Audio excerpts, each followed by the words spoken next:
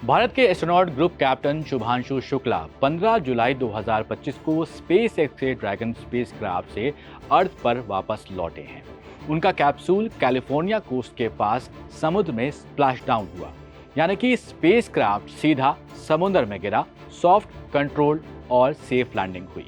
लेकिन दूसरी तरफ जब साल 1984 में भारत के पहले एस्ट्रोनॉट राकेश शर्मा स्पेस से लौटे थे तो उनकी लैंडिंग कजाकिस्तान के मैदानों में हुई थी, यानी कि हार्ड लैंड हुई थी और ज़मीन पर हुई थी। अब सवाल यहाँ पर आता है कि किसी भी मिशन के लिए ये डिसीजन कैसे लिया जाता है कि वापसी पानी में होगी या फिर ज़मीन पर। समझते हैं इस स्टोरी में। मेरा नाम है सैयद सोबान, आप देख रहे हैं स्विच।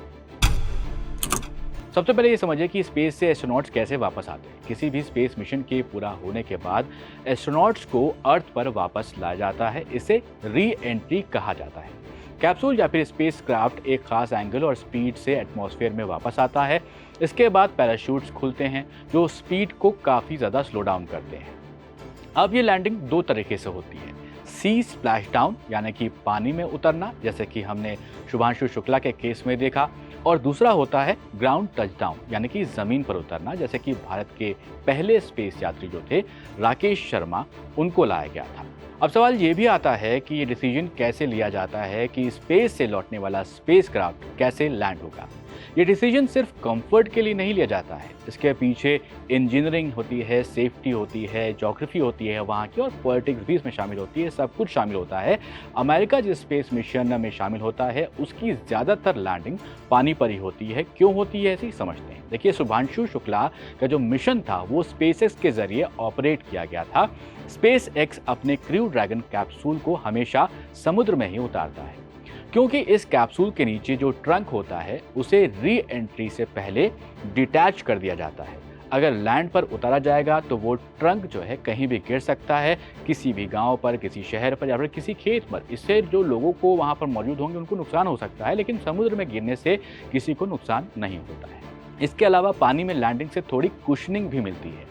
कैप्सूल भले ही तेजी से गिर रहा हो, पानी उसे एब्जॉर्ब कर लेता है। इससे एस्ट्रोनॉट को कम झटका लगता है। इसके अलावा रेस्क्यू करने में भी थोड़ा ये आसान होता है, क्योंकि यूएस कोस्ट गार्ड और नेवी के जो पास रिसोर्सेज हैं उसके यूज से वो आसानी से वहाँ से रेस्क्यू कर सकते हैं। सी बेस्ड रेस्क्यू ऑपरेशन के लिए बोट्स, हेलीकॉप्टर्स, ट्रैकिंग सिस्टम सब कुछ पहले से तैयार होते हैं। नासा ने अपोलो मिशन से लेकर अब तक ज़्यादातर जो उनके मिशन हुए हैं उसमें सी लैंडिंग ही अपनाई है। ये उनके लिए ट्राइड एंड टेस्टेड मॉडल है। अब आते हैं कहानी के दूसरे पहलू पर। तो रशिया और चाइना के ज़्यादातर जो स्पेस मिशन होते हैं उसमें लैंड लैंडिंग होती है। कैसे होती है समझते हैं। रशिया और चाइना, इन दोनों देशों के स्पेस कैप्सूल्स, जैसे कि सोयूज का आपने नाम सुना होगा, चाइना का शेंजोव का नाम सुना होगा, दोनों ही ज़मीन पर लैंड करते हैं। पहले बात रूस की करते हैं। तो रशिया सोयूज को कजाकिस्तान के फ्लैट और ओपन स्टेप रीजन में उतारता है। वहाँ दूर दूर तक कोई भी आबादी नहीं होती है। इसी तरह चाइना अपने कैप्सूल्स को इनर मंगोलिया के जो डेजर्ट्स होते हैं वहाँ पर उतारता है। अब ऐसा क्यों आप कहेंगे, तो उसको समझिए। देखिए, सोवियत एरा में सी रिकवरी मुश्किल थी, इसलिए लैंड बेस्ड लैंडिंग को ज़्यादा तरजीह दी गई, उसको पसंद किया गया। सोयूज को इसी हिसाब से डिज़ाइन किया गया था। सोयूज लैंडिंग के आखिरी सेकेंड्स में रेट्रो रॉकेट्स फायर करता है, जिससे होता क्या है, इम्पैक्ट थोड़ा कम पड़ता है, फिर भी ये हार्ड होता है। एस्ट्रोनॉट को बड़ा झटका यहाँ पर लगता है। ग्राउंड रिकवरी समुद्र के कंपैरिजन में थोड़ी किफ़ायती भी होती है। इसके अलावा एक्सपर्ट्स ये भी बताते हैं कि ट्रक्स, हेलीकॉप्टर्स और रिकवरी टीम्स आसानी से वहाँ पर पहुँच सकते हैं। इन देशों के लिए ओशन में उतरना महंगा और रिस्की होता है, ऐसा एक्सपर्ट बताते हैं। 1984 में जब wing commander Rakesh Sharma Soviet union के सैल्यूट 7 स्पेस स्टेशन से लौटे थे तो उनकी लैंडिंग सोयूज T-10 कैप्सूल के जरिए कजाकिस्तान में हुई थी। ये एक मार्शी ग्राउंड था, यानी कि गीली ज़मीन थी जहाँ पर इम्पैक्ट थोड़ा कम होता है। साल 2024 में एक इंटरैक्शन के दौरान जो राकेश शर्मा हैं उन्होंने खुद ये बताया था कि री एंट्री ज़्यादा थ्रिलिंग थी। ऐसा लग रहा था कि हम नहीं बचेंगे। पैराशूट खुला तो इतनी ज़्यादा आवाज़ थी कि हम पहले से तैयार नहीं थे। उनकी बात से ये साफ है कि लैंडिंग में एंग्जाइटी, डिस्कम्फर्ट और जो शॉक है वो ज़्यादा लगता है एस्ट्रोनॉट्स को। मीडिया रिपोर्ट्स की माने तो शुभांशु शुक्ला का जो रिटर्न हुआ है वो काफ़ी ज़्यादा स्मूथ रहा है और उनके ड्रैगन स्पेसक्राफ्ट ने कंट्रोल्ड स्पीड में ओशन में स्प्लैश डाउन किया है। उसके आपने विजुअल्स भी देखे होंगे। यह मिशन इसलिए भी खास था क्योंकि इसमें कम ग्रेविटेशनल फोर्स लगा, यानी पानी में गिरने की वजह से एस्ट्रोनॉट को जो शॉक लगता है वो कम लगा या फिर ना के बराबर लगा। स्पेसक्राफ्ट का ट्रंक ओशन में गिरा जिससे लैंड पर कोई डैमेज नहीं हुआ। स्पेसएक्स के रेस्क्यू टीम्स ने कुछ ही घंटों में क्रू को वहां से निकाल लिया बड़े ही आसानी से। अप्रैल 2024 में स्पेसएक्स क्रू ड्रैगन का एक ट्रंक ऑस्ट्रेलिया और कनाडा तक भी पहुंच गया था। यह हिस्सा री एंट्री से पहले डिटैच हुआ था और लैंड पर गिरा था। इससे जो खतरा हुआ उसी के चलते नासा और स्पेसएक्स ने वाटर लैंडिंग को ज़्यादा सेफ माना है।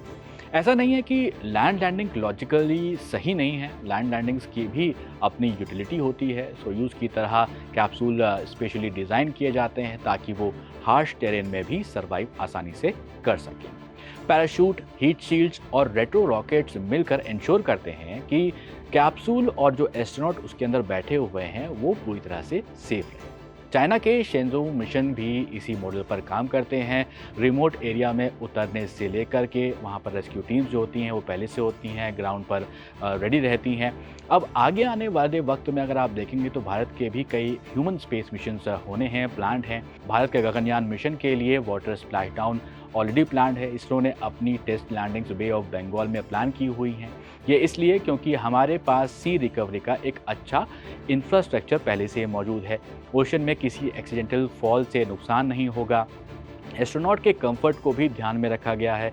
स्पेस में जाना जितना चैलेंजिंग है, वापस लाना भी उतना ही रिस्की है। किस तरह से लैंडिंग होगी ये स्पेसक्राफ्ट की डिज़ाइन, कंट्री की कैपेबिलिटी और सेफ्टी प्रोटोकॉल्स पर भी काफ़ी ज़्यादा डिपेंड करता है। शुभांशु शुक्ला का जो मिशन था वो हमें दिखाता है कि आज की स्पेस टेक्नोलॉजी सेफ्टी और कंफर्ट दोनों को पूरी तरह से बैलेंस करके चल रही है।